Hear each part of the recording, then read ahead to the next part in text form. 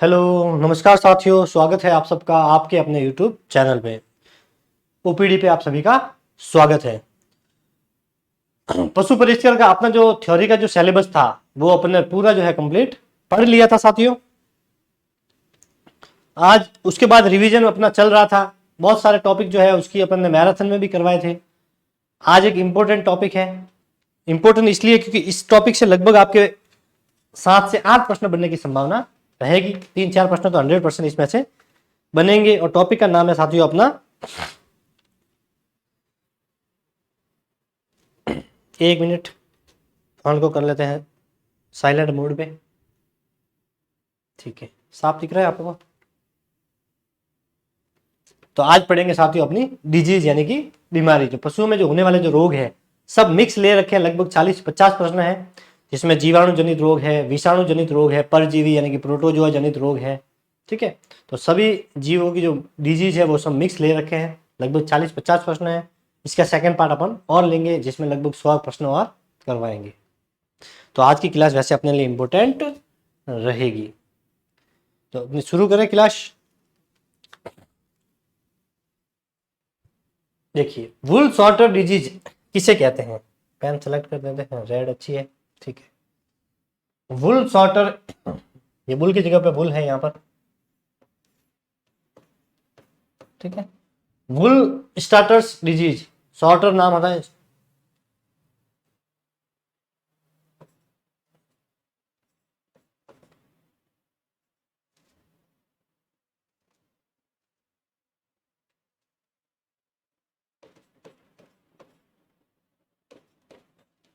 वुल sorters या वुल starters disease जो है वो किसे कहते हैं? ये तो आपने पढ़ा होगा। पहले जो पुराना सिलेबस था उसमें ये अलग से टॉपिक दे रखा था, ऊन। ठीक है, तो ऊन की फैक्ट्री में जो काम करते हैं उन लोगों को ये बीमारी ज्यादा होती है। अब ऊन की फैक्ट्री में बीमारी ज्यादा होती है तो इससे अपने को ये पता चलता है कि ऊन किससे मिलती है? भेड़ से मिलती है। तो इसका मतलब ये बीमारी किस में होती है? सीधा सा याद हो जाएगा कि वुल सॉर्टर डिजीज। तो वुल किससे मिलता है? वुल का मतलब ही होता है ऊन। वुल का मतलब क्या होता है? ऊन होता है। तो ऊन जो है कौन से पशु से मिलती है? तो भेड़ से मिलती है। इसका मतलब ये बीमारी किस में होती है? तो ये बीमारी होती है साथियों, सबसे पहले तो याद रखना है, भेड़ में होती है। इसके अलावा ये बकरी में होती है। किस में होती है? बकरी में। दूसरों में भी होती है लेकिन मुख्यतः इसमें होती है। किस में होती है? मुख्यतः। वैसे ये बीमारी सभी पशुओं में होती है लेकिन मुख्यतः यह भेड़ और बकरी में ही, सॉरी, भेड़ और बकरी में ही पाई जाती है। कौन सी? वुल सॉर्टर डिजीज। तो देखिए, वुल सॉर्टर डिजीज कौन सी बीमारी का नाम है? लंगड़ी बुखार को कहते हैं, गलगोटू एंथ्रेक्स या थनेला को कहते हैं। तो ये बोलते हैं साथियों, एंथ्रेक्स को बोलते हैं। क्या बोलते हैं?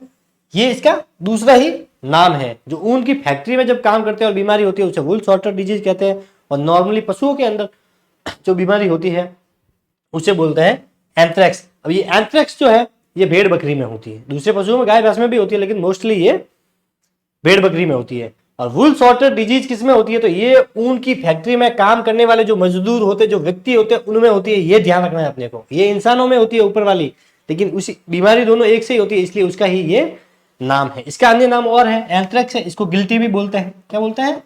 गिल्टी बीमारी भी इसको बोलते हैं। जहरी बुखार भी इसको बोलते हैं। जहरी बुखार भी इसको ही बोलते हैं। इसके अलावा बावला भी इसको बोलते हैं।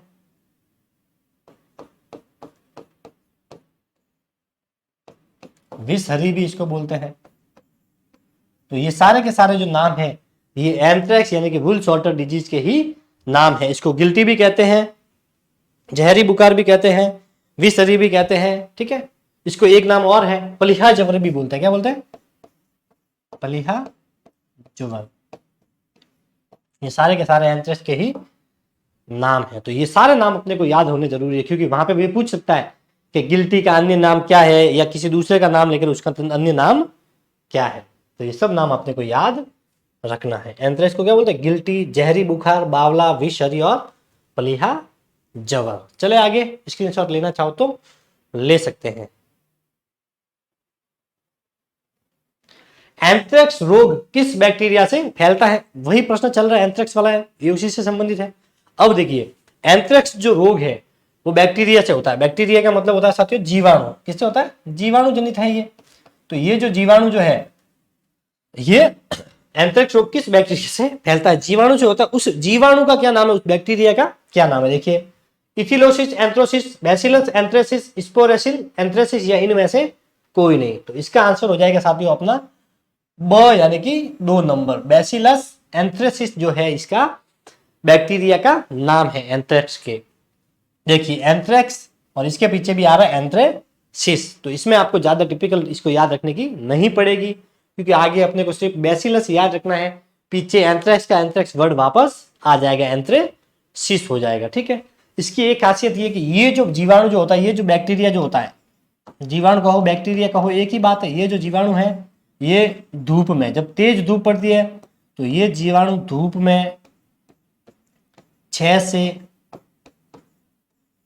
से 10 घंटे में मर जाता है। ठीक है, तो कौन सी बीमारी का जीवाणु जो है वो धूप में 6 से 8 घंटे की अवधि में मर जाता है? तो याद रखना है बैसिलस एंथ्रेसिस। जो एंथ्रेक्स जो बीमारी है उसके जीवाणु का ही ये नाम है बैक्टीरिया का। ठीक है, चले आगे। कितनी उम्र तक के पशुओं में लंगड़ी रोग होने की संभावना अधिक होती है? देखिए लंगड़ी रोग कितनी उम्र तक के पशुओं में होता है? ये भी बैक्टीरिया जनित रोग है, ये भी जीवाणु जनित एक रोग है। देखिए 1 वर्ष, 2 वर्ष, 3 वर्ष या 4 वर्ष। तो लंगड़ी रोग है वो कितनी उम्र तक के पशुओं में होता है? रेड प्रश्न लिख रखा है, पेन चेंज कर देते हैं, ब्लू कर देते हैं। ठीक है, ताकि हाईलाइट में दिखेगी। तो ये होता है साथियों 3 वर्ष तक के जो पशु होते हैं उनमें ये बीमारी सर्वाधिक होती है। 3 वर्ष तक के जो पशु होते हैं उनमें ये, अब लंगड़ी है तो इसके अन्य नाम भी है, इस बीमारी के अन्य नाम कौन कौन से हैं?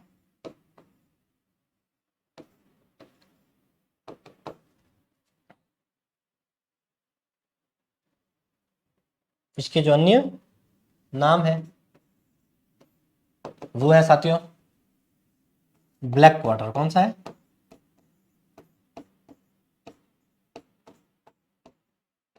ब्लैक क्वार्टर है, चुरचुरिया है,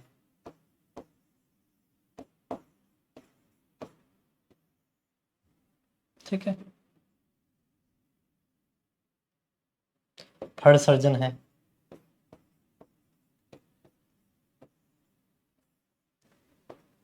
ये सब किसके नाम है? लंगड़ी जो डिजीज है उसके ही ये अन्य नाम है, इंपोर्टेंट ये नाम है। इसके अलावा और भी नाम है, लेकिन इंपोर्टेंट ये तीनों अपने को याद रखने हैं। ठीक है, इसके अलावा भी इसका नाम है, जैसे लंगड़े से ही लंगड़िया भी इसको बोलते हैं। क्या बोलते हैं? लंगड़िया। इसको जहरबाद भी बोलते हैं, जहरबाद।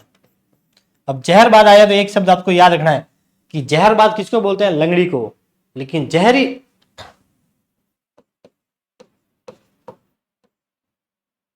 जहरी बुखार किस रोग को बोलते हैं? और एक है जहरबाद, दोनों में अंतर है, ध्यान रखना। जहरबाद तो बोलते हैं लंगड़ी को, इसका ही अन्य नाम है। ठीक है,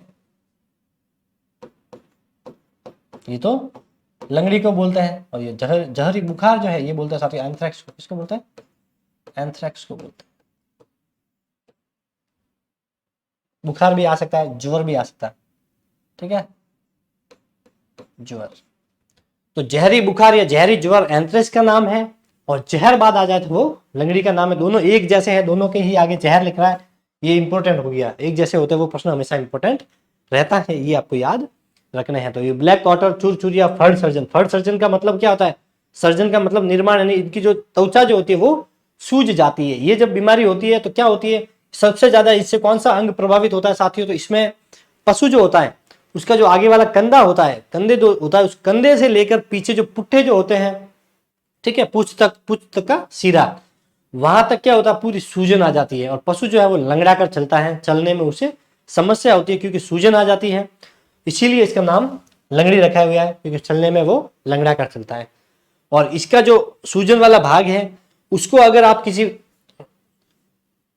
चाकू से या किसी नुकीली चीज से अगर उसको आप काटोगे तो उसमें से एक ब्लैक कलर का पूरा एक लिक्विड जैसा निकलता है, जो बहुत ही गंदी उसकी स्मेल होती है, और ब्लैक पदार्थ निकलता है, इसीलिए इसका नाम रखा गया है ब्लैक वाटर, नाम इसकी वजह से इसका रखा गया है। सूजन आ जाती है, इसीलिए इसका नाम फर्ड सर्जन रखा गया है।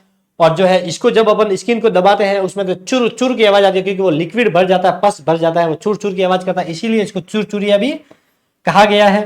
वो लंगड़ा कर चलता है, इसीलिए इसको लंगड़िया या फिर ये लंगड़ी जो है इसको कहा गया है। ठीक है, और ये पूरा जहर की तरह लिक्विड होता है, इसलिए इसको जहरबाज नाम दिया गया है। बिल्कुल इजी है। ब्लैक क्वार्टर, वैसे क्वार्टर से भी याद रखते थे कि क्वार्टर क्या होता है। शराब पीते हैं तो क्वार्टर पीने से आदमी कैसा चलेगा, लंगड़ा कर चलता है। ठीक है, चूर चूर करता हुआ, और नीचे गिरने की संभावना रहती है, तो जिससे उसके सूजन आ जाती है। ठीक है, तो दारू को ही जहर भी कहा गया। तो ये ऐसे भी याद रख सकते हो, याद करने के बहुत सारे तरीके होते हैं। स्क्रीनशॉट लेना चाहो तो ले सकते हैं। फिर चलते हैं अपन साथियों आगे नए प्रश्न की ओर।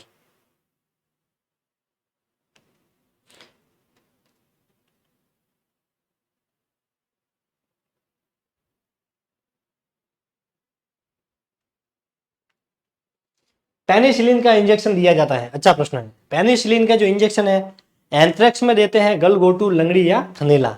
देखिए, एंथ्रेक्स, गलघोटू, लंगड़ी या थनैला, किसमें जो है पेनिसिलिन का इंजेक्शन देते हैं? तो ये इंजेक्शन दिया जाता है साथियों लंगड़ी में। किसमें देते हैं?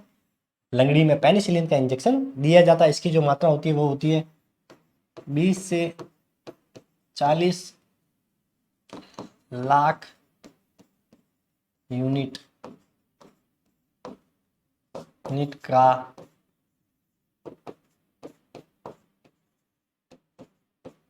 अंतःशिरा इंजेक्शन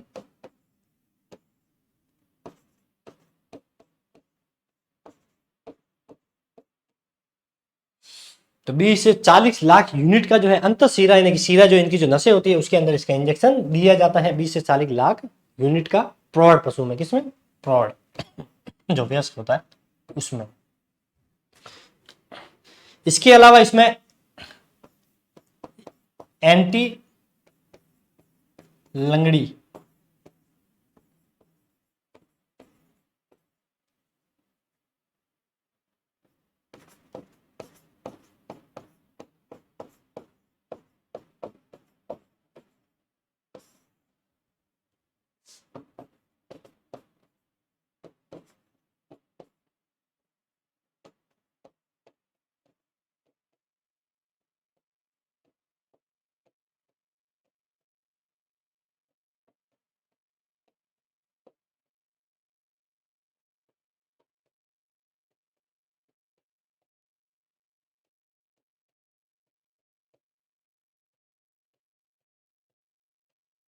देखिए 20 से 40 लाख यूनिट अंतःशिरा इंजेक्शन देते हैं। ठीक है, पेनिसिलिन का। किसका देते हैं? पेनिसिलिन का। यही इंजेक्शन अगर आप एंटी लंगड़ी सीरम जो होती है इसके उपचार के लिए काम आती है, या फिर सल्फा मीराजिन, इन दोनों को अलग, दोनों साथ में नहीं, या तो ये देंगे तो ये नहीं देंगे, ये देंगे तो ये नहीं देंगे। इन दोनों को अगर इस पेनिसिलिन के इंजेक्शन के साथ में इंजेक्ट करेंगे तो जल्दी असर करेगा, जो है बीमारी जल्दी नियंत्रण में आ जाएगी। तो ये दोनों ही आपको याद रखने हैं।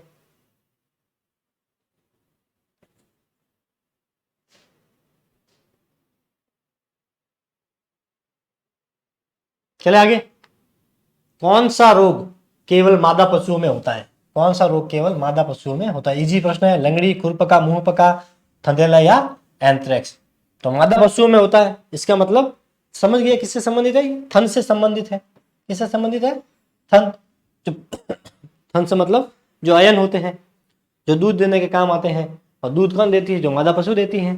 तो कौन सा मादा पशु से संबंधित है? तो थनैला रोग जो है ये मादा पशुओं से संबंधित है। ये भी जीवाणु जनित रोग है। कैसा है? जीवाणु यानी कि बैक्टीरिया जनित, जीवाणु जनित। एक नाम याद रखेंगे, ये छूतदार रोग है। कैसा है?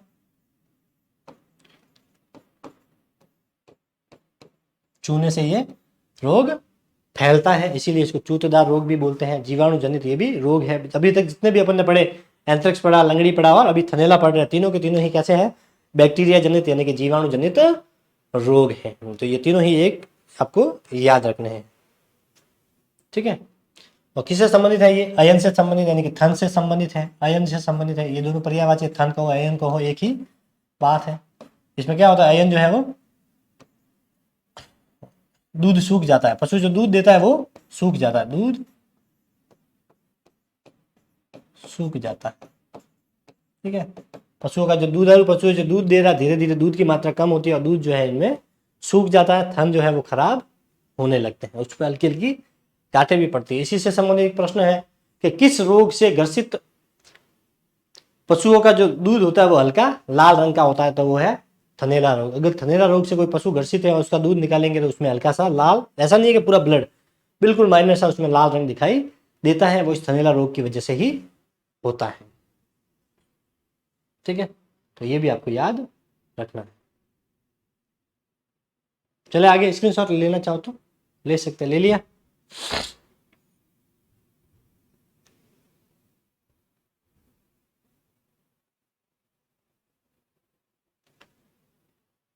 गारगेट के नाम से कौन सा रोग जाना जाता है, इंपॉर्टेंट प्रश्न है। गारगेट, गारगेट के नाम से कौन सा रोग जाना जाता है? देखिए, गलघोटू, चीचड़ी जवर, थनैला या लंगड़ी। तो गारगेट के नाम से जाना जाता है साथियों थनैला रोग। इसे, इसके अन्य नाम और है, इसे आयन का,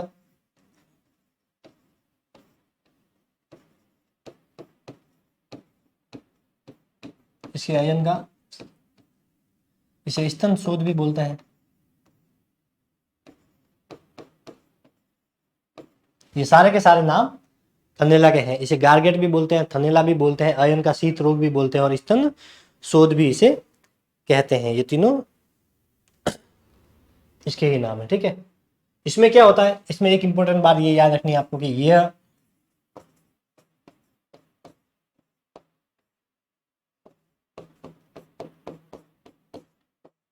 गांवों की अपेक्षा, यह रोग गांवों की अपेक्षा शहरों में ज्यादा होता है। शहरों में जो होते हैं पशु, उनमें ये रोग ज्यादा होता है गांवों की तुलना में। इसके अलावा यह रोग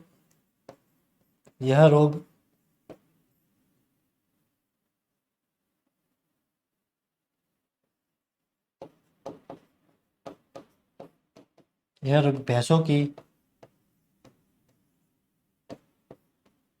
की तुलना में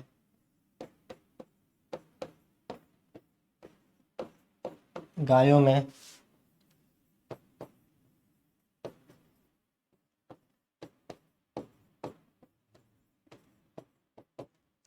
ठीक है। तो कौन सा रोग है जो गांवों की अपेक्षा शहरों में ज्यादा फैलता है? तो गारगेट यानी कि थनैला रोग, अयन का शीत भी इसे बोलते हैं, स्तन शोथ भी इसे ही बोलते हैं। और ये ध्यान रखना है कि यह जो रोग है ये भैंसों की तुलना में गायों में ये सर्वाधिक होता है। तो गायों में कौन सा रोग सर्वाधिक होता है? तो ध्यान रखना है अपने को गारगेट यानी कि थनैला रोग। स्क्रीनशॉट लेना चाहो तो ले सकते हैं, इसमें ज्यादातर इसमें कोई है नहीं, इतनी है।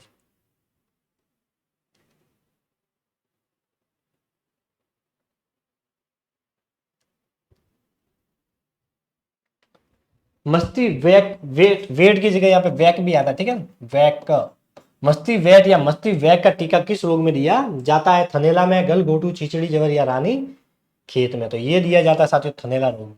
इसमें देते हैं थनैला रोग में ही मस्ती वेक का जो है टीका दिया जाता है। और थनैला रोग जो है वो गायों में सर्वाधिक होता है।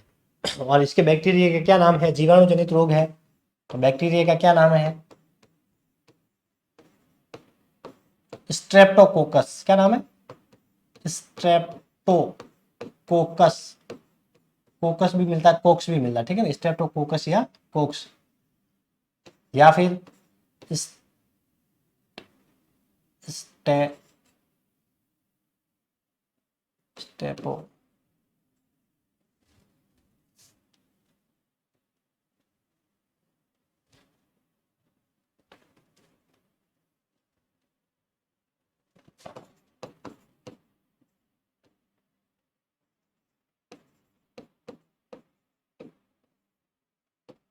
स्टेपी कोलाई, ये दोनों ही नाम अपने को याद रखने हैं। ये रोग या तो स्टेप्टोकोकस से होता है या स्टेपिलो कोकाई से भी ये होता है।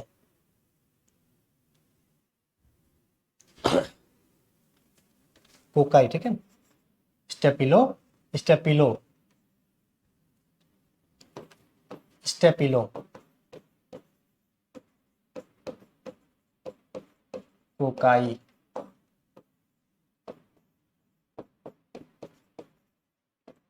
ज्यादातर जो ये रोग है वो स्ट्रेप्टोकोकस की वजह से होता है। ध्यान रखना, इसमें लगभग 70 से 80% जो ये रोग है ये इस जीवाणु की वजह से होता है, और 20% रोग जो है ये स्ट्रेप्टोकोलाई जीवाणु की वजह से भी होता है। तो स्टेफिलोकोकाई बोलो या स्ट्रेप्टोकोकस, दोनों ही जीवाणु है जो थनैला रोग फैलाने में योगदान देते हैं, मतलब उस जीवाणु का नाम है। थनैला रोग किससे होता है? बैक्टीरिया से होता है। किस बैक्टीरिया से होता है? तो ये उस बैक्टीरिया का ही नाम है, ठीक है।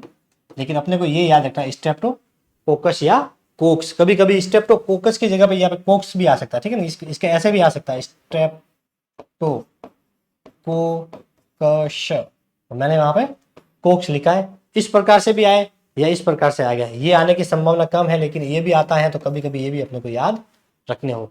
तो पीछे याद रखना है, कोकस या कोलाई शब्द आ जाए। क्या शब्द आ जाए? कोलाई या फिर कोकस। तो ये किसके होता है? थनैला। थनैला किससे होता है? तो कोकस से होता है या कोलाई से होता है। इस प्रकार से भी आप याद रख सकते हो। और ये जो रोग है ये गायों में सर्वाधिक होता है भैंसों की तुलना में। चले आगे।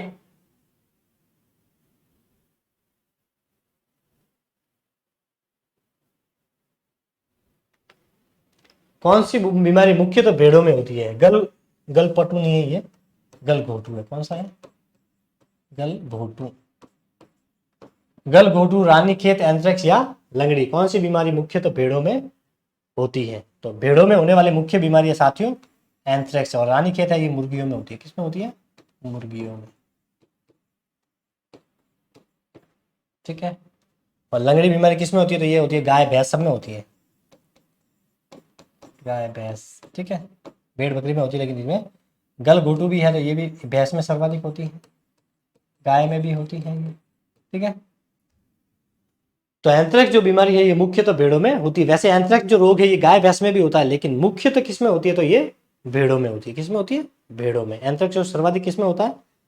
भेड़ों में होता है। बकरी में भी ये पाया जाता है। इसे वुल शॉर्टर डिजीज भी कहते हैं। जो ऊनी फैक्ट्री में काम करते, तो कौन सी बीमारी है जो ऊन की फैक्ट्री में काम करने वाले लोगों में होती है? तो एंथ्रेक्स भी दे सकता है। वुल शॉर्टर डिजीज शायद नाम न दे तो एंथ्रेक्स रोग भी वहां पर दे सकते हैं। और भी इसके नाम है जो भी आपको याद रखने हैं, ठीक है। तो एंथ्रेक्स रोग भी आपको याद। इसके एक और बात याद रखनी है कि ये एंथ्रेक्स रोग जो है ये मुर्गी में कभी नहीं होता। क्या होता है? मुर्गी में कभी नहीं होता। तो निम्न में से कौन सा रोग है जो मुर्गी में कभी नहीं होता? तो एंथ्रेक्स रोग जो है ये मुर्गी में कभी नहीं होता। ये एंथ्रेक्स रोग किस मौसम में फैलता है? तो ये ग्रीष्म ऋतु में ज्यादा फैलता है, शुष्क या फिर ग्रीष्म ऋतु में, ठीक है। ग्रीष्म ऋतु में सूखा जो मौसम होता है, जो गर्मी का मौसम होता है, उस समय इसका प्रकोप ज्यादा देखने को मिलता है। ये भी आप चाहो तो याद रख सकते हैं। अच्छी ये इसकी इंफॉर्मेशन है, ये इंपॉर्टेंट है। निम्न में से कौन सी डिजीज मुर्गियों में नहीं फैलती है? तो एंथ्रेक्स, और सबसे ज्यादा मुर्गियों में फैलने वाली रानीखेत, इनमें से, ठीक है। चले आगे।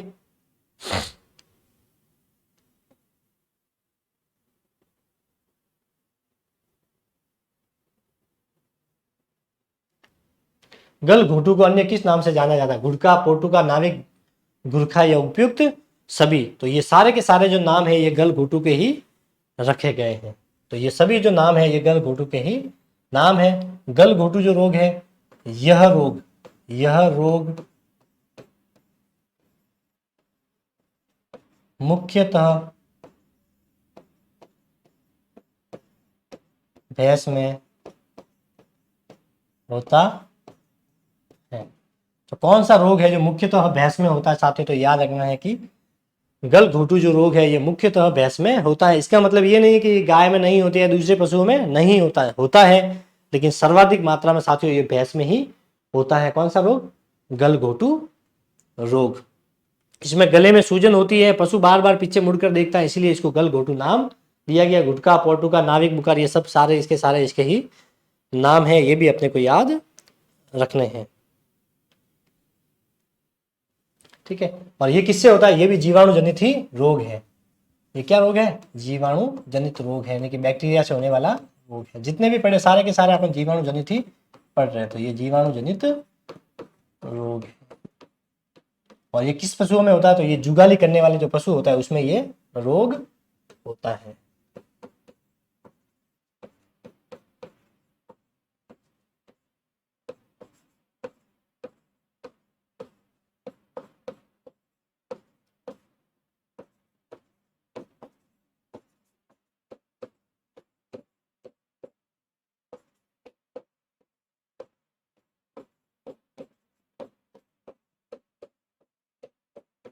ठीक है। तो जुगाली करने वाले पशुओं में कौन सा रोग सर्वाधिक देखने को मिलता है, तो गलघोटू रोग, लेकिन सर्वाधिक ये होता है किसमें होता है, सर्वाधिक ये पाया जाता है साथियों अपने भैंस में।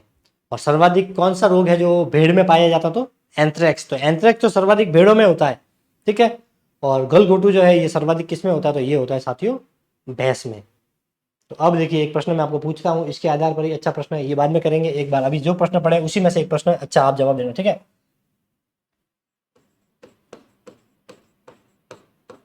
कौन सा रोग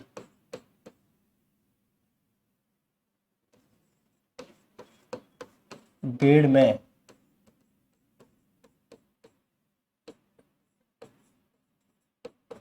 सर्वाधिक होता है,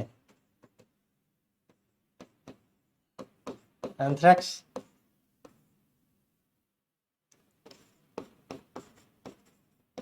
गलघोटू,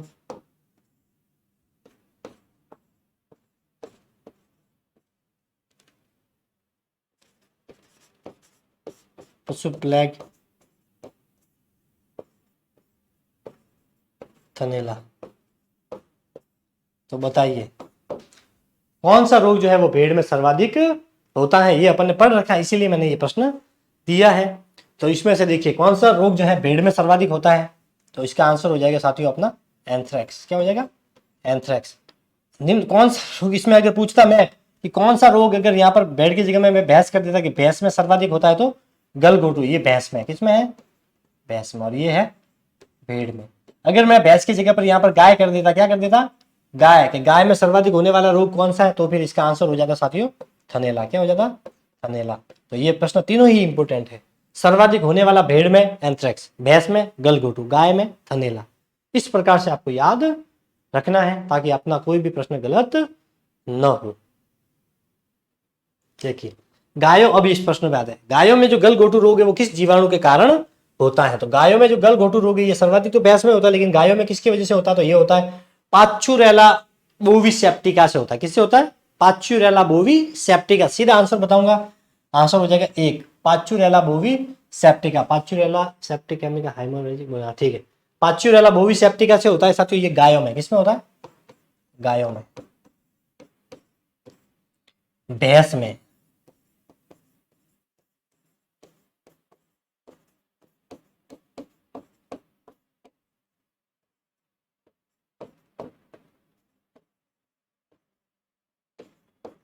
भैंस में यह रोग पाचुरेला सेप्टिका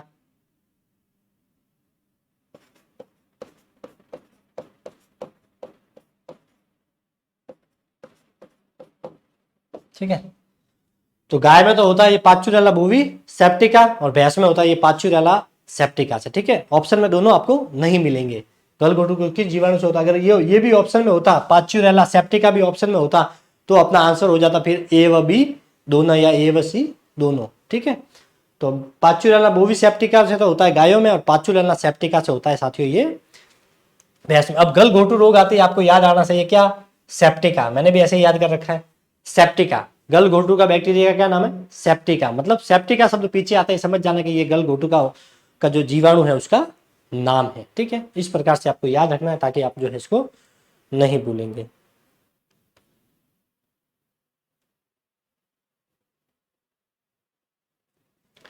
अब गलघोटू रोग का जो बैक्टीरिया है, इस बैक्टीरिया को सर्वप्रथम किसने देखा, इसका जो बैक्टीरिया है, बैक्टीरिया को सर्वप्रथम बॉलिंगर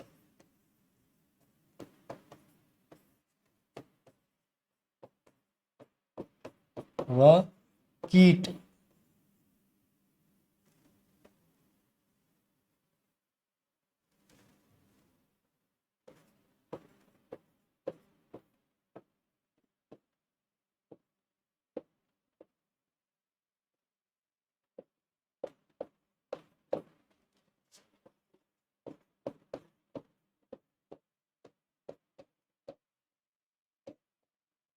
ठीक है, यूरोप में देखा था सबसे पहले।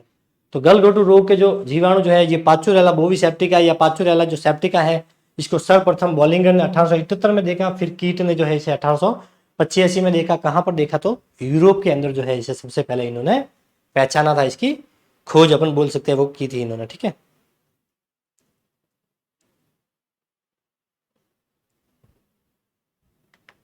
गलघोटू रोग की कितनी अवस्था है, तो गलघोटू रोग की साथियों 1, 2, 3 या 4, तो इसकी अवस्था है साथियों 3 अवस्था है। कितनी अवस्था है? 3। पहली है तीव्र रक्त कुतित अवस्था, पहली है तीव्र रक्त कुतित अवस्था, दूसरी है शोध अवस्था। कौन सी है? शोध अवस्था। और चौथी है, तीसरी सॉरी लास्ट है साथियों अंग अवस्था। कौन सी है? अंग अवस्था।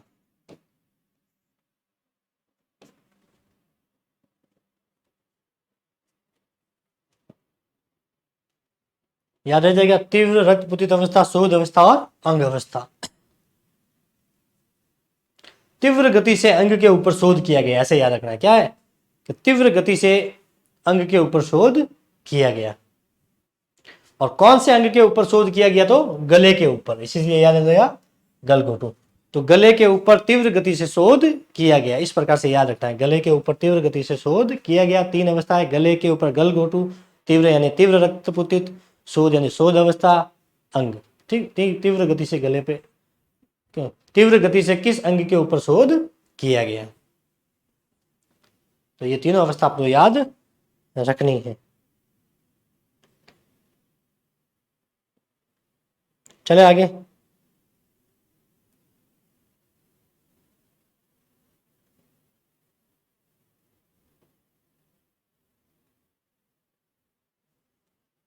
अधिक खाने से होने वाला रोग कहलाता है, अधिक खाने से कहते हैं आफरा भी होता है, आफरा नहीं होगा शायद, चिचड़ी, फिड़किया, लंगड़ी और गलघोटू। तो फिड़किया रोग है, ये खाने से होता है, अत्यधिक खाने से ये फिड़किया, ये सर्वाधिक, सर्वाधिक किस में होता है? ये गाय भैंस में, सॉरी भेड़ बकरी में होता है। सर्वाधिक होता है साथियों ये भेड़ बकरी में। किस में होता है? भेड़ बकरी में ये सर्वाधिक होता है। इसे फड़किया भी बोलते हैं, फड़किया या फड़किया भी बोलते हैं, फड़किया। तो ये इसके क्या हो गए? अन्य नाम हो गए। क्या हो गए? अन्य नाम। तो इसके अन्य नाम भी ये दोनों ही आपको याद रखने हैं। ये उसके अन्य फड़किया, और फड़किया सर्वाधिक भेड़ बकरी में होने वाला ये रोग है, और ये खाने से होने वाला रोग है। वैसे खाने से और भी होता है, आफरा भी होता है पशुओं में, आफरा अधिक हरा चारा खाने से होता है, अधिक हरा चारा।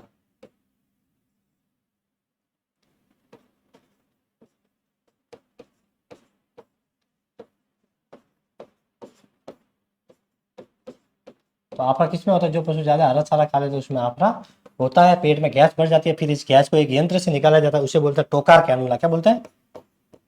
टोकार कैनुला, ठीक है। इससे फिर इसमें आफरा में गैस पशुओं की निकाली जाती है। तो फड़किया और फड़किया भी इसे कहते हैं। सर्वाधिक ये भेड़ बकरी में होने वाला रोग है। इसकी सबसे इंपॉर्टेंट विशेषता, मुख्य लक्षण बोल सकते हैं, मुख्य लक्षण बोल सकते हैं।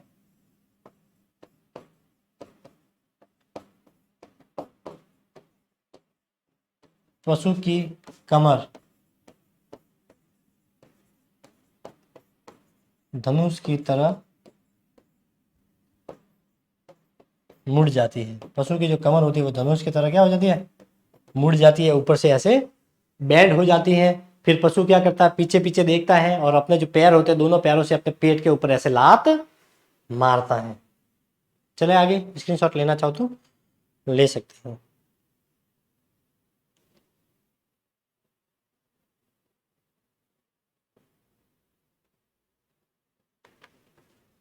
फिड़किया रोग किस बैक्टीरिया के कारण होता है? बैक्टीरिया भी याद रखना, ये भी जीवाणु जनित रोग है।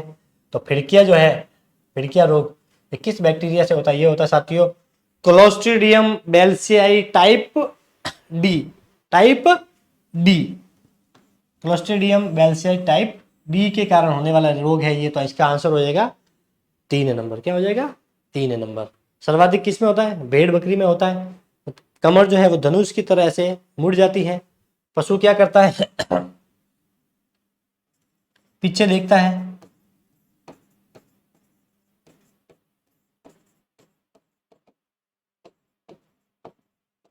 पशु बार बार पीछे देखता है, वह पेट पर लात मारता है। उसके पेट में दर्द होता है तो पेट में ये लात मारता रहता है। ये इसकी मुख्य विशेषता है। एक इसका मुख्य लक्षण वो भी याद रखना कि इसकी कमर जो है वो धनुष की तरह बैंड हो जाती है। तो ये दोनों ही अपने को याद रखना। इसमें ज्यादा ऐसा कोई है नहीं। चलो आगे।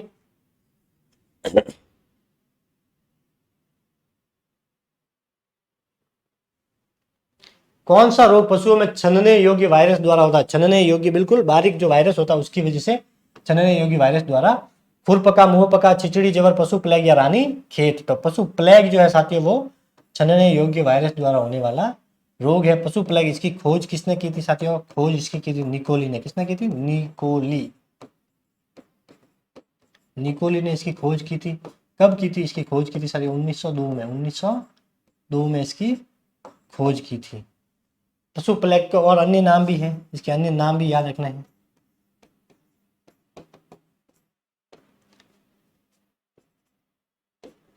पोगनी भी बोलते हैं इसको, पकवेदन भी बोलते हैं,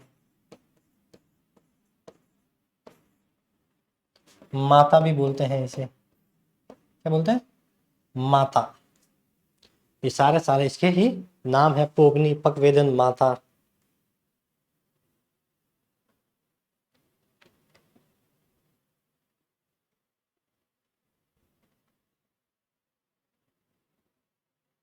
ठीक है, तो ये भी आपको याद रखना है। चले आगे।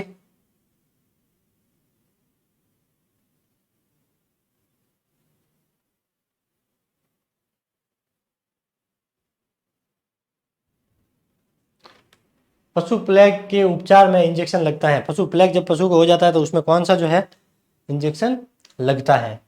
तो पशु प्लेग के उपचार में कौन सा इंजेक्शन दिया जाता है? इसके जीटीवी, लेपिनाइड, एंटी पशु प्लेग सिरप या पक्षीय वायरस।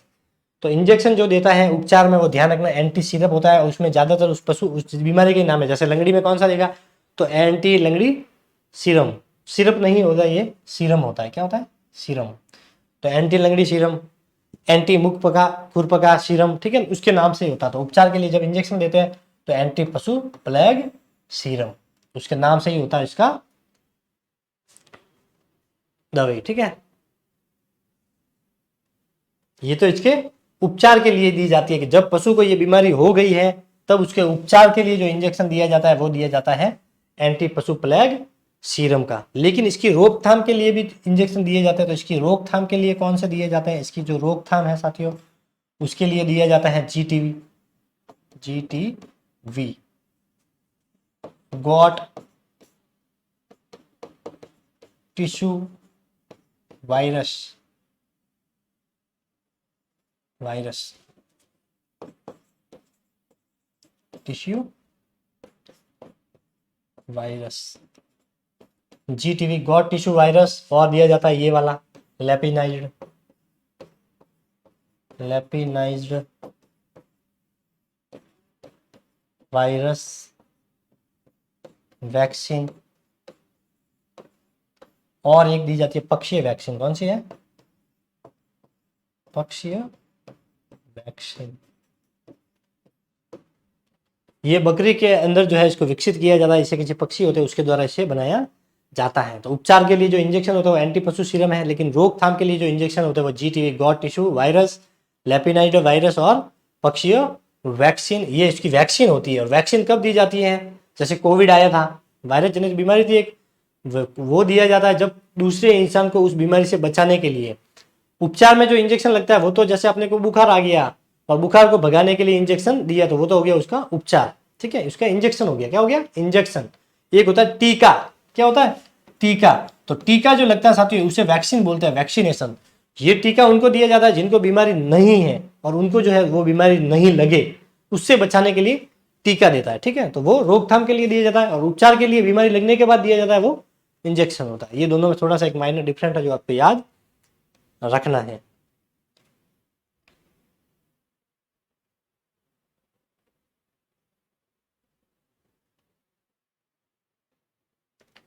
खुरपका मुंहपका रोग यूरोपियन देशों में किस कारण होता है? तो खुरपका मुंहपका जो रोग है वो यूरोपियन देशों में, एशिया वायरस तो नहीं हो सकता क्योंकि एशिया नाम दे रखा है। अब होगा अपना आंसर इन तीनों में से AOC virus, set 1, set 2, set 3 virus द्वारा या फिर टाटर फ्यूरेंस वायरस द्वारा। तो इसका आंसर हो जाएगा एओसी। इसके द्वारा ये होता है यूरोपीय देशों में। यहां पर होता है यूरोपीय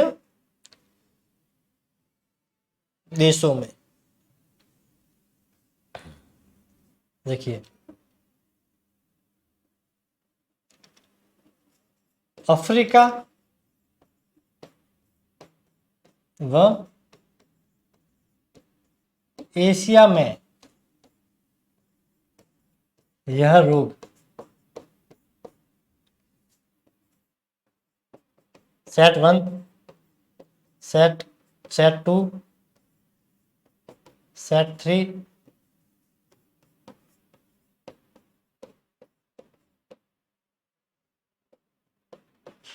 और एशिया वायरस द्वारा होता है। तो यूरोप में तो एओसी द्वारा फैलता है और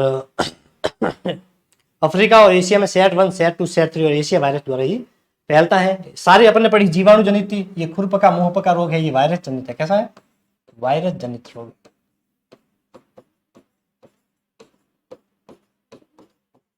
कैसा है? वायरस जनित ये रोग है। वायरस का मतलब होता है विषाणु। क्या होता है? विषाणु। विषाणु जनित रोग होते हैं। डीएनए और आरएनए की संरचना है वो चेंज भी होती रहती है। जैसे कोविड आया था वो भी एक वायरस जनित बीमारी थी।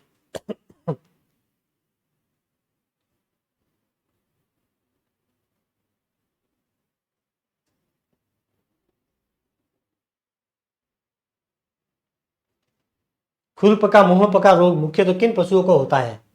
खुरपका रोग मुंहपका जो रोग है ये सर्वाधिक बिना जुगाली करने वालों में होता है। जुगाली करने वालों में होता है, सुअर में होता है, वो 2 व 3 दोनों। तो ध्यान रखना इसका आंसर हो जाएगा 4 नंबर, 2 व 3 दोनों, यानी कि सुअर में भी ये होता है और जुगाली करने वाले जितने भी पशु होते हैं उन सब में ये बीमारी होती है। कौन सी? खुरपका और मुंहपका रोग। तो इन दोनों में ही ये याद रखनी है। इसमें क्या होता है, इसमें जो पशुओं के जो खुर होते हैं, इसी से नाम रखा है। खुर होता है पशुओं के जो आगे पैरों में जो लगे होते हैं ना, जो चलने के काम आते हैं, उसे खुर बोलते हैं। और मुंह मतलब मुंह जो घास खाने में। तो खुर और मुंह, खुर पका मुंह पका रोग में पशुओं का कौन सा अंग प्रभावित होता है? तो इसमें खुर और मुंह ही प्रभावित होते हैं। पैरों में छाले पड़ जाते हैं, पशु चलने में अक्षम होता है और मुंह के अंदर भी इसमें जो है छाले पड़ जाते हैं। खुर व मुंह में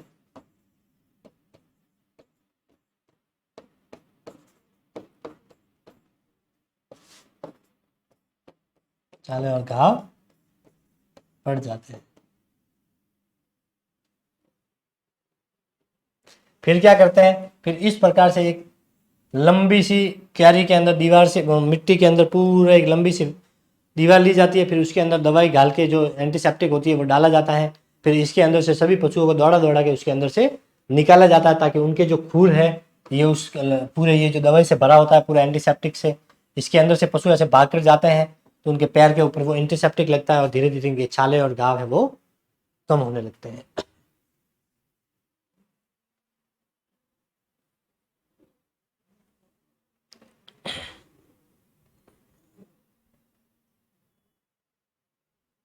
और इसकी वैक्सीन कौन सी देती है? तो खुर पका मुंह पका वैक्सीन ही इसमें दी जाती है। कौन सी वैक्सीन देते हैं? खुर पका मुंह पका वैक्सीन।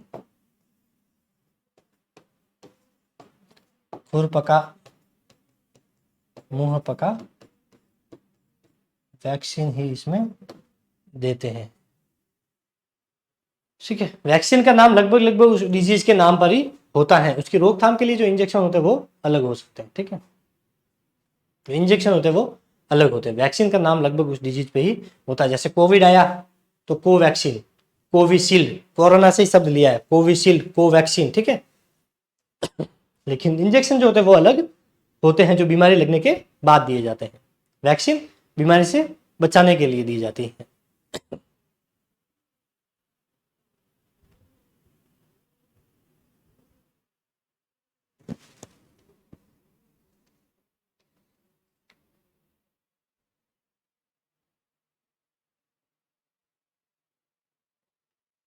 पद स्नान किस रोग में करवाया जाता है? ये मैंने बता दिया कि बड़ी क्यारी बनाई जाती है, उसके अंदर पशुओं को दौड़ा दौड़ा कर भगाया जाता है, जिससे उनके खुर जो होते हैं, उनके घाव जो होते हैं वो भर जाते हैं, हील हो जाते हैं। तो खुर पका मुंह पका में ही पाद स्नान करवाया जाता। पशुओं के मुंह में दूसरी दवाई दी जाती है, लेकिन घाव जो है, बाहर जो खुर होते हैं, उसको स्नान करवाने के लिए पाद स्नान या पद स्नान उसमें करवाया जाता है। साफ दिख रहा है क्या?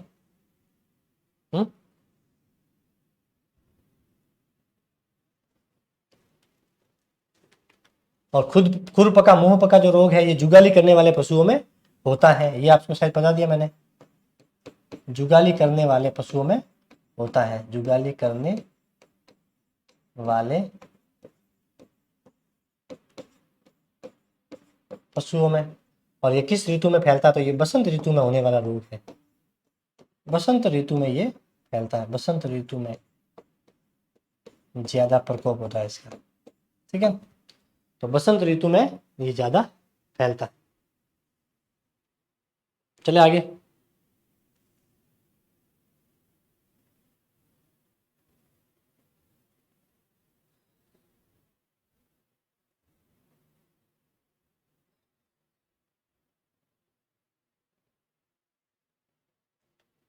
पशु प्लेग किस मौसम में ज्यादा फैलता है? तो पशु प्लेग जो है साथियों, ये फैलता है अपने सूखे शुष्क मौसम में।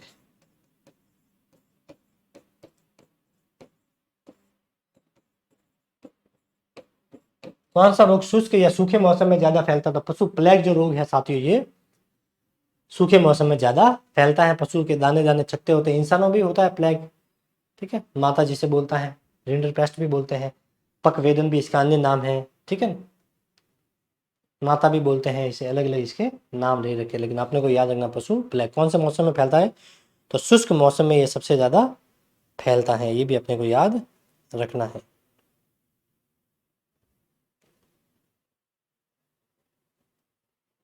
कौन सी बीमारी गाय व भैंस के लिए उपापचय बीमारी है? कौन सी बीमारी गाय व भैंस के लिए उपापचय मेटाबॉलिक बीमारी है? उपापचय को इंग्लिश में मेटाबॉलिक बोलते हैं। चिचड़ी जवर, दुग्ध जवर, रानीखेत या सर्रा रोग? बताइए कौन सी बीमारी जो है उपापचय यानी कि खाने से संबंधित है? बताइए इसका आंसर।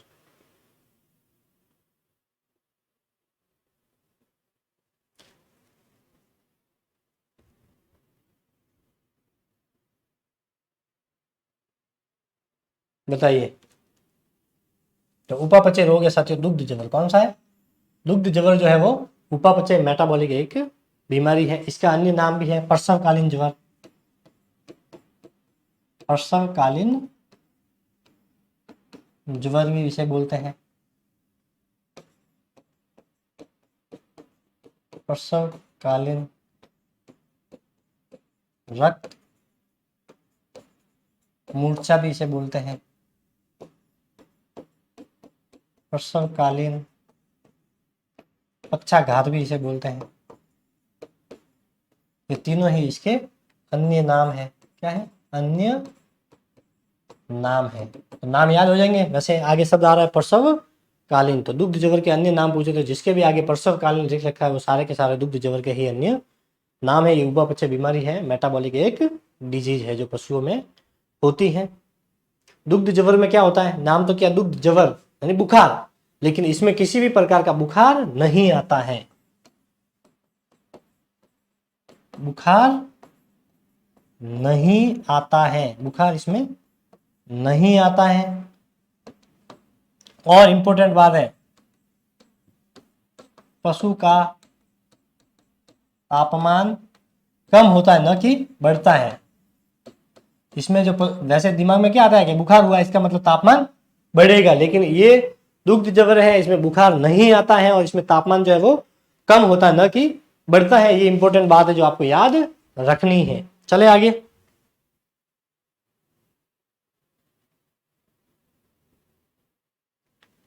दुग्ध जवर किस लवण की कमी से होता है? देखिए, विटामिन ए, आयरन, कैल्शियम या मैग्नीशियम। तो दुग्ध जवर होता है साथियों कैल्शियम की कमी से। किसकी कमी से होता है? कैल्शियम की। और कैल्शियम की कमी कैसे होता है? प्रसवकालीन, इसका नाम भी है प्रसवकालीन पक्षाघात, प्रसवकालीन रक्त मूर्छा, ठीक है। तो प्रसव के समय क्या होता है? जब पशु बछड़े को जन्म देता है तो उसमें गाढ़ा पदार्थ निकलता है, आपने देखा होगा, जिसे बोलते हैं खीस। क्या बोलते हैं? खीस। तो वो खीस जब निकलता है वो बछड़े के लिए विरेचक होता है, मतलब बछड़े के लिए फायदेमंद होता है, उसके सेहत के लिए वो महत्वपूर्ण होता था। उसे पिलाने के लिए वो जब वो खीस निकलता है तो उससे पशु जो होता है, मादा पशु, उसके शरीर के अंदर कैल्शियम की उसमें कमी हो जाती है। तो ये है कैल्शियम। दुग्ध जेवर में किस लवण की कमी होती है? तो कैल्शियम में। और खीस से मादा पशु के मादा पशु के शरीर में कैल्शियम की कमी होती है। कैल्शियम की कमी होती है, ये ध्यान रखना, इंपॉर्टेंट ये रहेगा।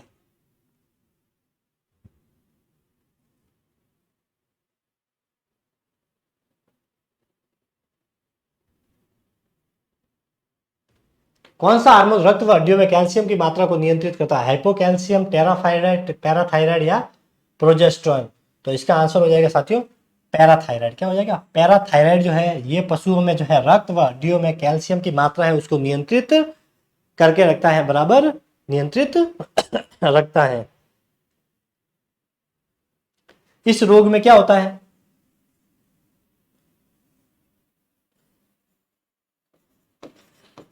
पशु के रक्त व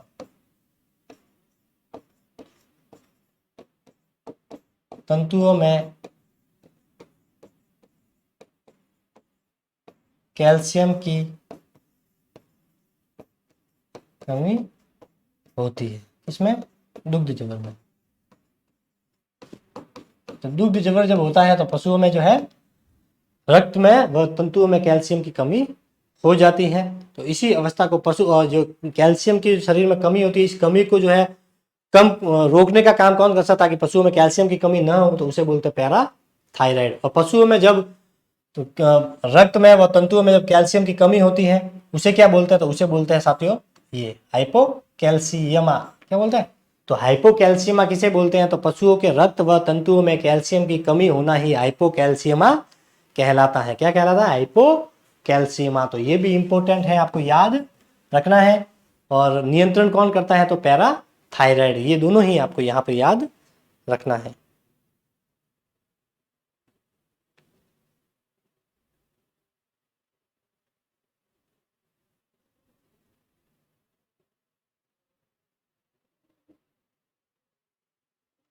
किस रोग के कारण पशु के प्लाज्मा में कार्टिसोल की मात्रा बढ़ जाती है? चिचड़ी जबर, दुग्ध जबर, एंथ्रेक्स या रानीखेत? बताइए।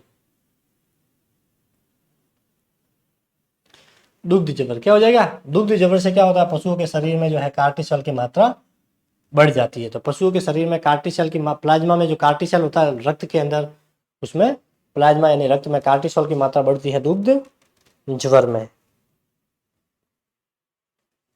और इस रोग का प्रमुख लक्षण है बेहोशी। कौन सी है? बेहोशी।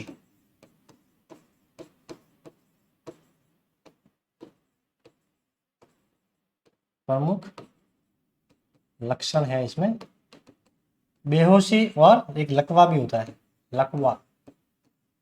तो दुग्ध जबर के प्रमुख लक्षण कौन से हैं? तो दुग्ध जबर का प्रमुख लक्षण है कि पशु बेहोश होने लगता है और उसमें लकवा हो जाता है दुग्ध जबर में। ये आपको यहाँ पर याद रखना है।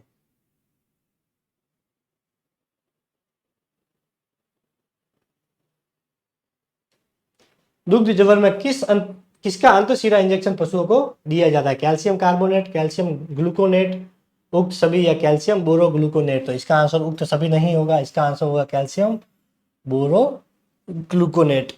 ठीक है, इसकी मात्रा होती है 25% घोल की। 200 से लेकर 260 घन सेंटीमीटर का इसमें अंतःशिरा इंजेक्शन दिया जाता है। क्या होता है? गाय भैंस जो बड़े पशु होते हैं, गाय भैंस यानी कि बड़े पशु, बड़े पशु में क्या करते हैं? 25% घोल। किसका घोल? इसका घोल। इसका 200 से 260 घन सेमी का अंतःशिरा इंजेक्शन देते हैं। क्या दे रहे हैं? अंतःशिरा इंजेक्शन देते हैं, ठीक है। और जो छोटे पशु होते हैं भेड़ बकरी, भेड़ बकरी, इनमें क्या करते हैं, इनमें अपन करते हैं साथियों 20 से 30 घन सेमी का अंतःशिरा इंजेक्शन देते हैं, ठीक है। तो इसमें 20 से 30 घन सेमी, इसमें 200 से 260 घन सेमी इंजेक्शन देते हैं। 25% इसके घोल का कैल्शियम बोरोग्लूकोनेट के घोल का अंतःशिरा। लेकिन ये दोनों ही इंजेक्शन देते हुए एक बात ध्यान रखनी जरूरी है, यहाँ पर क्या ध्यान रखना जरूरी है,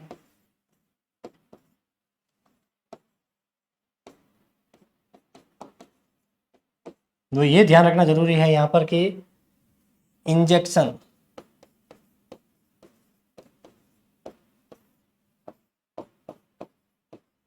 6 मिनट से पहले नहीं देना चाहिए। मतलब इसका इंजेक्शन देने में 6 मिनट का समय कम से कम लेना चाहिए। 6 मिनट से पहले वो इंजेक्शन पूरा नहीं लगना चाहिए, बिल्कुल धीरे धीरे दिया जाता है। 6 मिनट का कम से कम टाइम इसमें लेना जरूरी है। ज़्यादा होगा तो कोई दिक्कत नहीं है, लेकिन कम नहीं होना चाहिए। ये इंपॉर्टेंट बात है जो आपको यहाँ पर याद रखनी है। इसका स्क्रीनशॉट आप लेना चाहो तो ले सकते हैं। फिर चलते हैं साथियों अपने आप आगे प्रश्न की ओर। दुग्ध जबर में पीड़ित पशुओं के शरीर का तापमान होता है, ये मैंने बता दिया है कि सामान्य से कम होता है। आपको दिमाग में आ रहा होगा कि दुग्ध जबर है मतलब बुखार है, और बुखार होने के तापमान बढ़ता है, लेकिन नहीं, दुग्ध जबर में तापमान नहीं बढ़ता है। दुग्ध जबर में तापमान उल्टा कम होता है, सामान्य से कम होता है। ध्यान रखना ये, ठीक है, इसमें जैसे कोई है नहीं। चले आगे। दुग्ध जबर से पीड़ित मादा पशु अपनी गर्दन को रखते हैं आगे की ओर, नीचे की ओर, पीछे की ओर, ऊपर की ओर। तो इसमें दुग्ध जबर में जो है मादा पशु जो होते हैं वो अपनी गर्दन को हमेशा पीछे की ओर मोड़कर रखती है। अगर कोई पशु बार बार पीछे की ओर मुड़कर देख रहा है, इसका मतलब, और ज्यादातर ये मादा पशु में होता है दुग्ध जबर, ठीक है, जब वो बछड़े को जन्म देती है, प्रसव के समय होती है।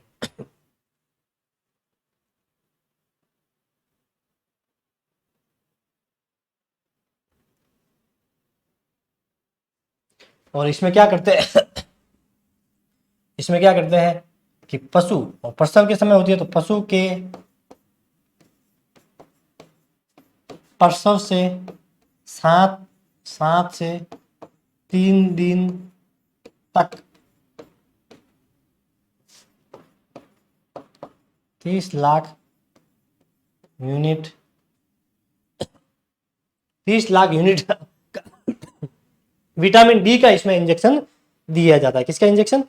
विटामिन डी का।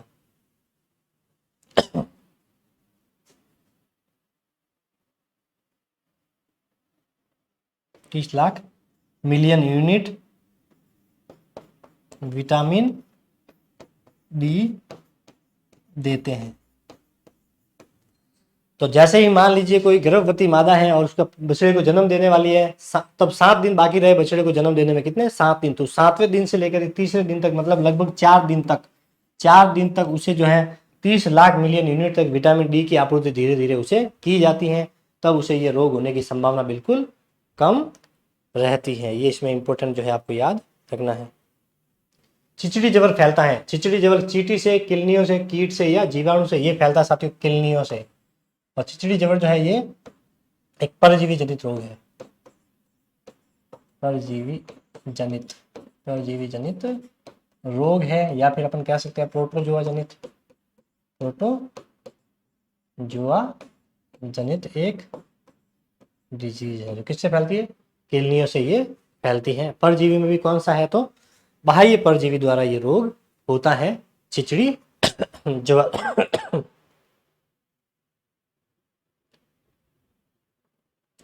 और हाँ, ये चिचड़ी जबर जो है ये नमी वाले क्षेत्रों में ज्यादा फैलता है।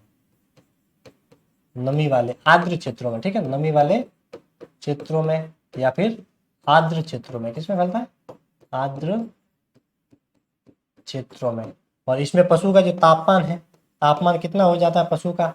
इसमें पशु का तापमान हो जाता है साथियों 106 से लेकर 107 डिग्री फ़ारेनहाइट तक उनका तापमान जो है वो चला जाता है। 106 और 107 डिग्री फ़ारेनहाइट तक इसमें तापमान रहता है। चले आगे।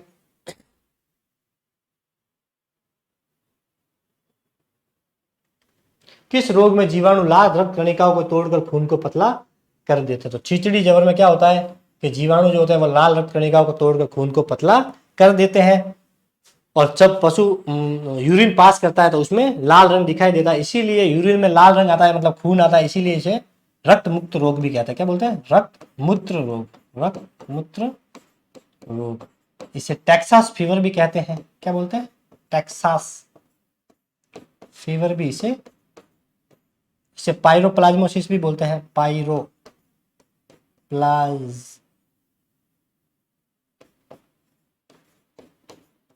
पायरोप्लाज्मोसिस भी इसे बोलते हैं। ये तीनों ही नाम आपको याद रखने हैं। इसका अन्य नाम है रक्त मूत्र रोग, इसे ही पायरोप्लाज्मोसिस, टेक्सास फीवर भी इसे कहते हैं।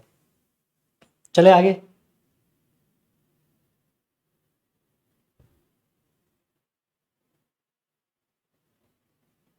भारत में छिचड़ी जबर फैलता है तो भारत में देखिए बेविशिया बाइजेमिना द्वारा, बेविशिया टाइना, बेविशिया जेमिना या बेविशिया जर, तो भारत में ये रोग फैलता है छिचड़ी जबर साथियों बेविशिया बाई जेमिना द्वारा फैलता है। इसके अन्य भी है, अन्य कारक भी है इसके, अन्य कारकों में आते हैं साथियों इसका बेविशिया, क्या है? बेविशिया मेजर है, बेविशिया मेजर है, बेविशिया बर्बेरा है,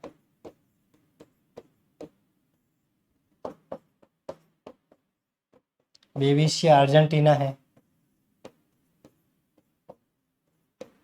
टाइना है, अर्जेंटीना नहीं है, अर्जेंटाइना है। ठीक है, तो जी बेविशिया मेजर ये भी इसके अलग प्रकार है, लेकिन भारत में ज्यादातर बाई जमीना से फैलता है, इसलिए अपने को याद भी बाई जमीना ही रखना है चिचड़ी जबर का।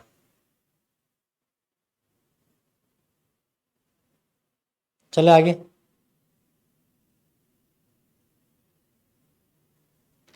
न्यू कैसल रोग किसमें होता है? अच्छा प्रश्न है। न्यू कैसल भेड़ बकरी में, गाय भैंस में, मुर्गी में या ऊंट में? न्यू कैसल जो रोग है इसे ही रानी खेत भी बोलते हैं। अब आपको इसका आंसर आ जाएगा, रानी खेत। तो ये होता है साथियों मुर्गी में। किसमें होता है? मुर्गी में ये ज्यादा होता है, और मुर्गियों में भी ये चूजों में ज्यादा होता है, चूजों में ज्यादा प्रकोप।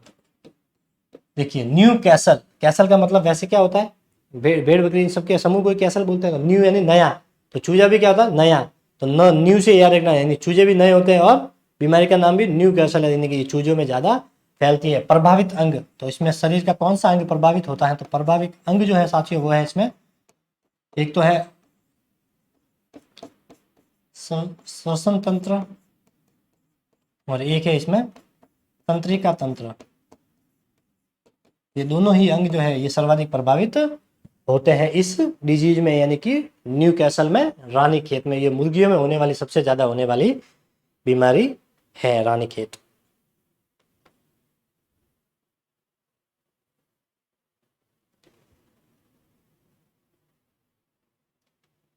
छिचड़ी जबर के उपचार के लिए किस घोल का अंतःशिरा इंजेक्शन दिया जाता है? ट्रिपेनबलू, एक्रेपिन, बेवसान, बेरेनिल उपयुक्त सभी, तो इन सभी का ही इंजेक्शन जो है इसमें दिया जाता है। इसमें इसका 1% घोल, किसका? ट्रिपेनबलू का, ये सर्वाधिक ये प्रयोग में लिया जाता है। इसका 1% घोल को क्या करते हैं? 50 से 100 घन सेमी का अंतःशिरा इंजेक्शन देते हैं। अंतःशिरा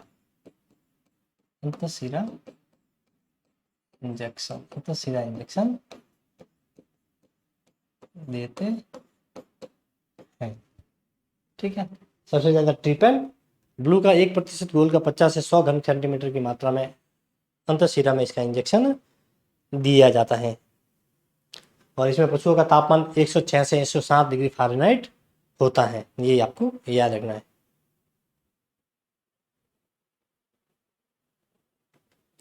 रानीखेत बीमारी किस वायरस से फैलती है? तो रानीखेत जो बीमारी है साथियों ये फैलती है टार्टर फ्यूरेंस से। किससे फैलती है? Tartar furans. न्यू कैसल, वही न्यू कैसल नाम है इसका, न्यू कैसल या रानीखेत एक ही बात है। टार्टर फ्यूरेंस से ये बीमारी फैलती है। इसका, इस वायरस का ये नाम है, ये भी वायरस जनित रोग है। ज्यादातर जीवाणु जनित थे, खुरपका, मुंहपका, और रानीखेत जो डिजीज न्यू कैसल जो है ये दोनों वायरस जनित है। ठीक है, तो ये वायरस का नाम याद रखना, रानीखेत किससे होता है? टार्टर फ्यूरेन से होती है। इसका ये जो वायरस है, यह वायरस 20 डिग्री सेंटीग्रेड पर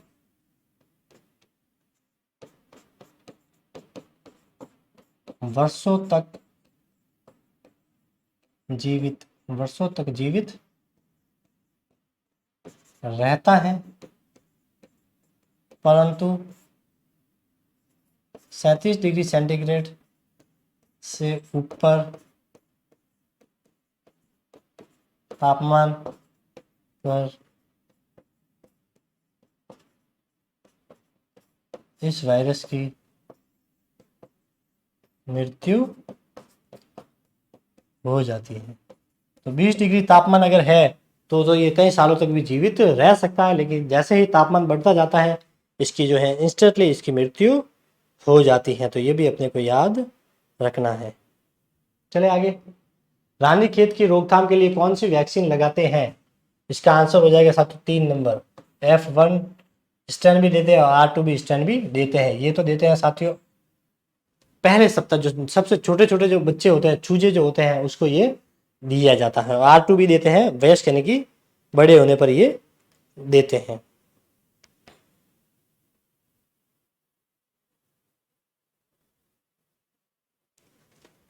ये तो देते हैं प्रथम दिन। कब देते हैं? प्रथम दिन देते हैं।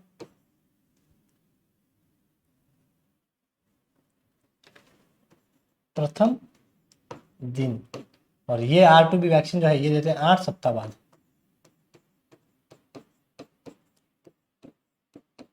बीमारी होने के प्रथम दिन ये वैक्सीन दी जाती है। F1 strand. F1 का नाम भी यही है, फर्स्ट। F का मतलब ही क्या है? फर्स्ट, यानी फर्स्ट का मतलब प्रथम दिन। F1 मतलब फर्स्ट दिन, तो ये दी जाती है। और R2B जो है तो ये दी जाती है बाद में। 1 से याद रखना ये पहले दी जाती है, 2 से याद रखना ये बाद में दी जाती है। ठीक है, ये 8 सप्ताह बाद दी जाती है। और रानीखेत बीमारी जो है ये चूजों में ही ज़्यादा फैलती है। 3 से 6 सप्ताह के जो चूजे होते हैं ना, उसमें ये ज़्यादा होने वाली डिजीज यानी कि बीमारी है।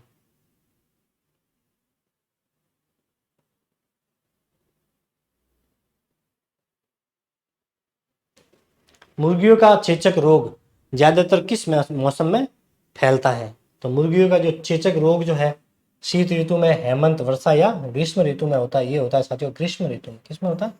गर्मियों में। गर्मियों में जो है ये बीमारी, चेचक रोग जो है वो ज़्यादातर फैलता है। किसमें फैलता है? गर्मियों में ये रोग सर्वाधिक फैलता है।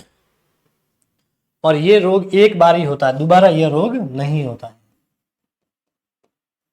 दोबारा यह रोग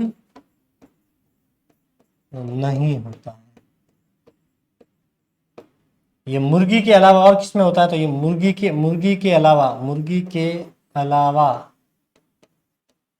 अलावा यह रोग टर्की में होता है। टर्की के अलावा बतख में होता है।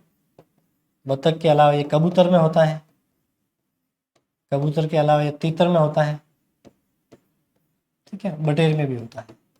तो इन सब में ये बीमारी होती है। ठीक है, और एक बार ही होती है। एक बार होने के बाद ये दोबारा नहीं होती है। चले आगे।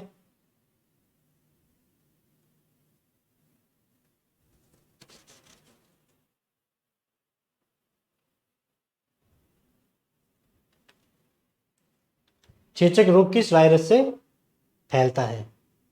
एवियम, बोरेलियाई, मेलिग्रेटिस, बोरेलियोटो, कोलुम्बी, उपयुक्त सभी। तो उपयुक्त सभी इसका साथियों आंसर हो जाएगा। इन सबसे ही चेचक रोग जो है वो फैलता है। इसमें ज़्यादातर ये और ये वायरस जो है ये दोनों फैलते हैं टर्की में। किसमें फैलते हैं? टर्की और मुर्गी में भी यही होता है ज़्यादातर। कोलुम्बी से याद रखना, क आ रहा है तो क से ही याद रखना कबूतर। क्या याद रखना है? क से कबूतर। क से कबूतर। तो कबूतर में कोलुम्बी, क से कोलुम्बी, क से कबूतर। और ऊपर मेलेग्रेडिस और एबियम टर्की में भी होता है और मुर्गी में भी यही होता है। आपको सिर्फ इसमें याद रखना है, क्या याद रखना है? बोरीली ओटा। चेचक रोग किससे फैलता? तो बोरीली ओटा। बोरीली ओटा।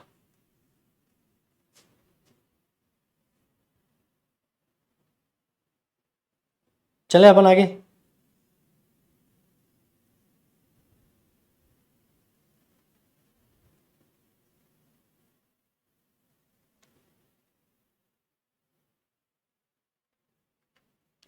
मुर्गियों में चेचक कितने प्रकार की होती है? तो 1, 2, 3 या 4। तो मुर्गियों में चेचक 3 प्रकार की होती है। एक तो होती है आर्द्र, कौन सी होती है? आर्द्र। एक होती है सूखी, कौन सी होती है? सूखी चेचक, आर्द्र चेचक। और एक होती है साथियों तीसरी, कोराइजा, कौन सी है?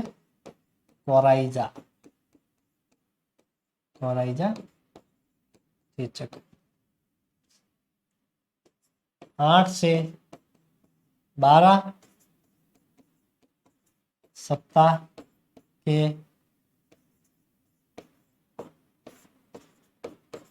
मुर्गियों में सर्वाधिक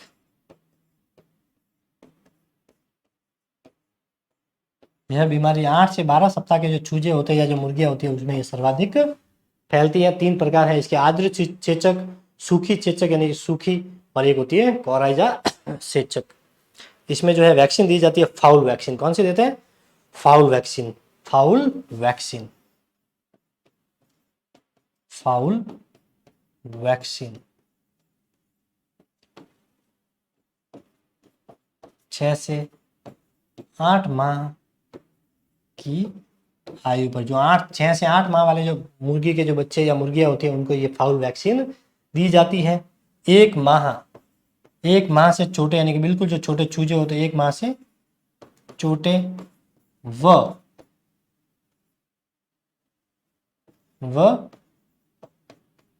गर्भवती मुर्गी या जो भी पक्षी है, मुर्गी या पक्षी को, साइड में लिखना पड़ेगा मुझे, ठीक है?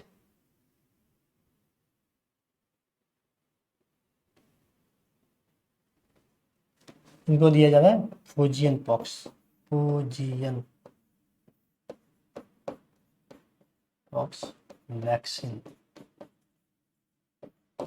ठीक है। तो देखिए फाउल वैक्सीन जो है वो 6 से 8 सप्ताह वाले मुर्गियों जो वयस्क होते हैं उनको दी जाती है, प्रौढ़ को दी जाती है। लेकिन बिल्कुल छोटे जो चूजे होते हैं 1 महीने से छोटे, और जो गर्भवती मुर्गियां होती है ये थोड़ी लाइट होती है और ये थोड़ी स्ट्रांग होती है, इसीलिए ये दी जाती है फोजियन पॉक्स और फाउल वैक्सीन, दोनों ही आपको याद, ठीक है। ज़्यादा वैसे इसमें कुछ है नहीं।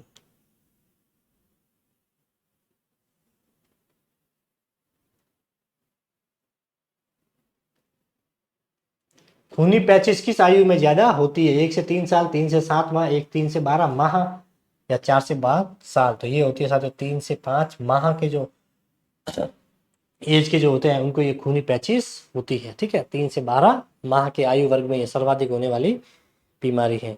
इसे खूनी दस्त के नाम से भी जाना जाता है। किस नाम से जाना जाता है? अन्य नाम अपन लिख सकते हैं, खूनी दस्त, अन्य नाम खूनी दस्त, कॉक्सिडियोसिस।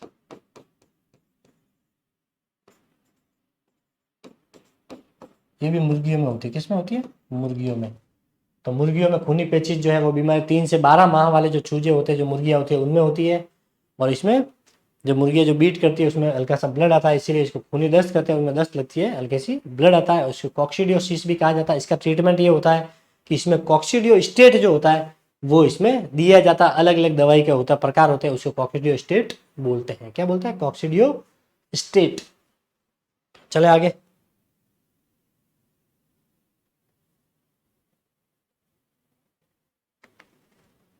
खूनी पैचिस फैलता है जीवाणु से, विषाणु से, प्रोटोजोआ या पक्षियों से? तो इसका आंसर है साथियों प्रोटोजोआ से ये फैलता है। किससे फैलता है? प्रोटोजोआ या परजीवी से ये फैलता है।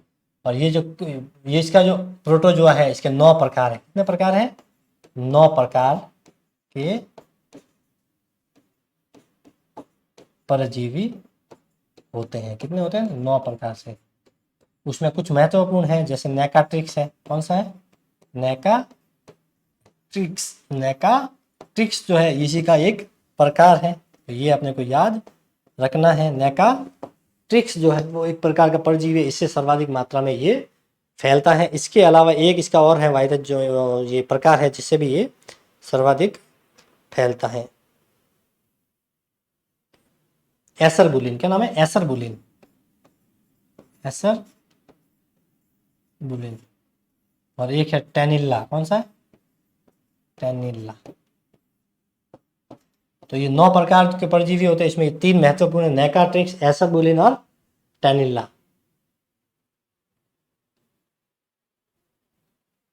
नेकाट्रिक्स को याद रखना है, नोकिया S10। वैसे S10 मोबाइल सैमसंग का होता है, लेकिन याद रखना नोकिया S10। नोकिया से नेकाट्रिक्स, एस से एसरबुलिन और 10 से टेनिला। इनके आगे वैसे यहाँ पर ई लिखा होता है, क्या लिखा होता है? ई। ठीक है, तो खूनी पैचेज ये है, इसका स्क्रीनशॉट ले लीजिए। अपन चलते हैं साथियों अपने अगले क्वेश्चन की ओर।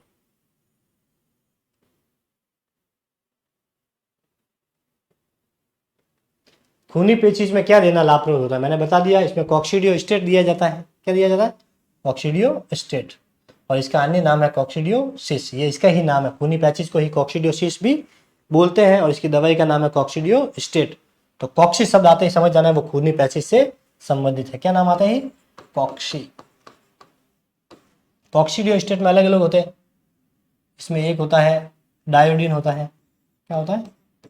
डायोडीन होता है। इसमें सल्फेट होता है, इसमें सल्फेट होता है, इसमें बाइफ्यूरेन होता है, इसमें बाइफ्यूरेन होता है। इसमें ये इंपॉर्टेंट कुछ नाम है जो कॉक्सीडियोस्टेट के ही नाम है। आयोडीन नहीं है, ये डायोडीन है, सल्फेट है। ठीक है, बाइफ्यूरान है। इसमें कार्डिनॉल आता है। कौन सा है? कार्डिनल। कौन सा है? कार्डिनल। इम्बाजिनॉल आता है, एक इम्बाजिन। ये कुछ कॉक्सीडियोस्टेट है। क्या है ये? कॉक्सीडियोस्टेट। सब साथ में नहीं देते, अलग अलग है। कोई डायोडीन देता है, कोई सल्फेट देता है, बाइफ्यूरन देता है। ठीक है, सब अलग अलग होते हैं। चले अपन आगे। अतिसार एक खाली जगह जनित बीमारी है, जीवाणु जनित, विषाणु जनित, प्रोटोजोआ यानी कि परजीवी जनित या हरे चारे से होने वाली बीमारी। इसका आंसर साथियों परजीवी यानी कि प्रोटोजोआ से होने वाली ये बीमारी है। प्रोटोजोआ से होने वाली ये डिजीज है, और हरे चारे से होती है साथियों। आफरा होता है। कौन सा होता है? आफरा होता है। परजीवी जनित। परजीवी कितने प्रकार के होते हैं? 2 प्रकार के होते हैं। कितने प्रकार के होते हैं? 2 प्रकार के होते हैं। एक होता है आंतरिक परजीवी, एक होता है बाह्य परजीवी। ऐसा होता है बाह्य परजीवी। चले आगे। परजीवी को कितने भागों में बांटा गया ये बता ही दिया मैंने अभी। 2 भागों में, एक अंत परजीवी और एक बाह्य परजीवी। शरीर के बाहर जो दिखते हैं, स्किन के ऊपर जो लगे रहते हैं, जू, पिच्चू, किलनी, ये सब जो है बाह्य परजीवी। और अंत परजीवी जो होते हैं उनके पीछे ज्यादातर कर्मी लगा होता है, जैसे गोल कर्मी, फीता कर्मी, ये सारे अंत परजीवी होते हैं जो पशु के शरीर के अंदर जाकर उसे बीमारी पैदा करते हैं। निम्न में से आंतरिक परजीवी हैं जूए, पिच्चू, छींचड़ी, ये तीनों तो है बाह्य परजीवी। ये तीनों क्या है? बाह्य परजीवी है। क्या है?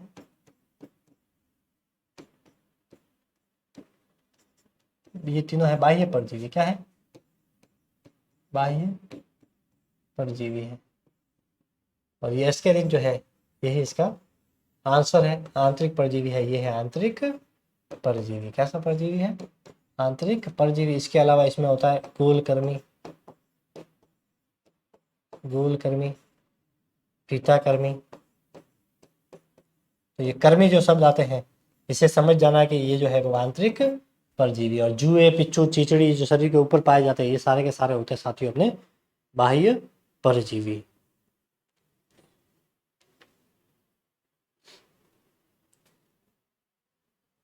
ये साइकोलॉजी है यहाँ पर।